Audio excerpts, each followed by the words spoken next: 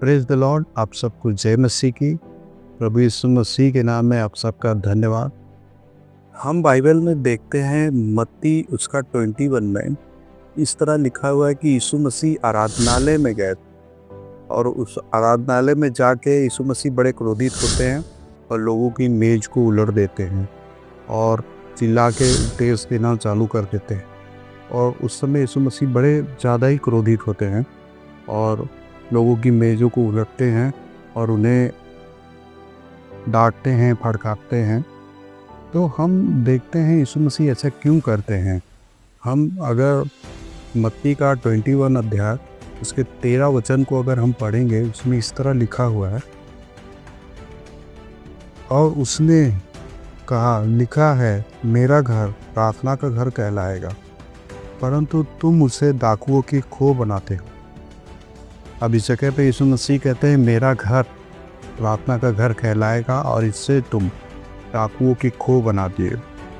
तो आज अगर हम इस वचन को विस्तार से, गहराई से अगर हम देखेंगे तो बहुत लंबा जाएगा, लेकिन आज हम छोटे से टाइम में, छोटे शब्दों में अगर हम इसे जानने की कोशिश करेंगे तो आज हम देखेंगे जो कई कलीसिया हैं, कई चर्चेस हैं, कई ऐसी जगह हैं जहाँ बहुत तकलीफ़ होता है देख के।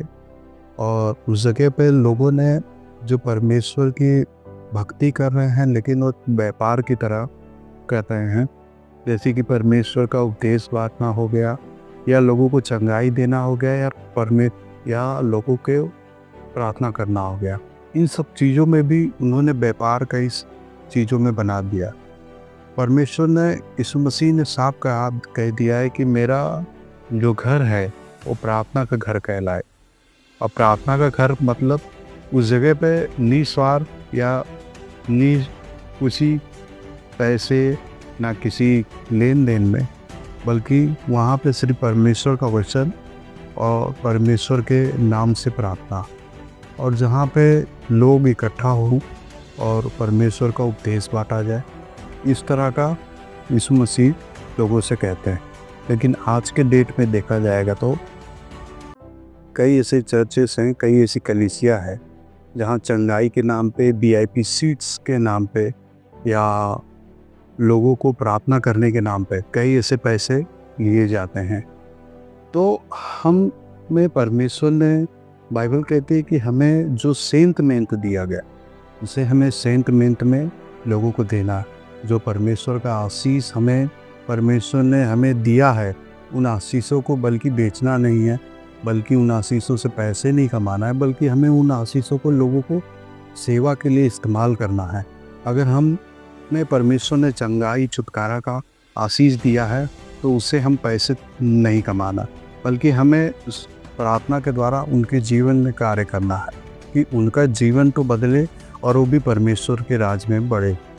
अगर हमें परमेश्वर ने उपदेश देने का आशीष दिया तो लोगों को सामने जाके लोगों से उपदेश के द्वारा बातें करना, बल्कि ना कि हम कई चीज़ों में व्यापार करने लग जाए।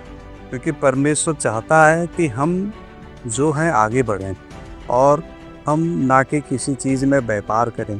क्योंकि वहीं पे जहाँ लिखा है कि सेंट, तुम्हें मत्ती उसके 10 अध्याय में अगर हम पढ़ेंगे, उस जगह पे लिखा है कि मज़दूर की मज़दूरी परमेश्वर हमें दे देगा। हमारी जो मज़दूरी है वो हमारा मज़दूरी परमेश्वर हमें देने वाला है।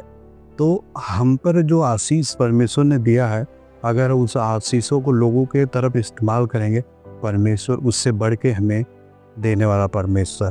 क्योंकि हमारे लिए जो आशीष है वो परमेश्वर ने कहीं बढ़ा रखा है। तो हमने जो पहला कदम परमेश्वर के राज में बढ़ाया है, तो उन कदमों में ना कि हम व्यापार शुरू कर दें, बल्कि हमें लोगों की सेवा और परमेश्वर के भक्ति भाव में जीना चाहिए। तो इन सारे चीज़ों में हमें बहुत ही ध्यान देना ज़रूरी है, क्योंकि परमेश्वर का वचन हमारे जीवन में कार्य करे तो हम लोगों के जीवन में भी परमेश्वर के वचन को कार्य में ला सकते हैं। तो आज का उपदेश यही है कि हमें जो सेंटमेंट में दिया गया, जो परमेश्वर ने हमें दिया है, इसे हमें सेंटमेंट में देना है। तो परमेश्वर हमें जो आशीष दिया है, उन आशीषों में हमें बने रहना चाहिए। और परमेश्वर का अनुग्रह हमारे ऊपर हो, इस तरह से हम प्रार्थना करते हैं। आज का वचन यही तक है। प्रभु आप पर अनुग्रह करे, आशीष दे। धन्यवाद।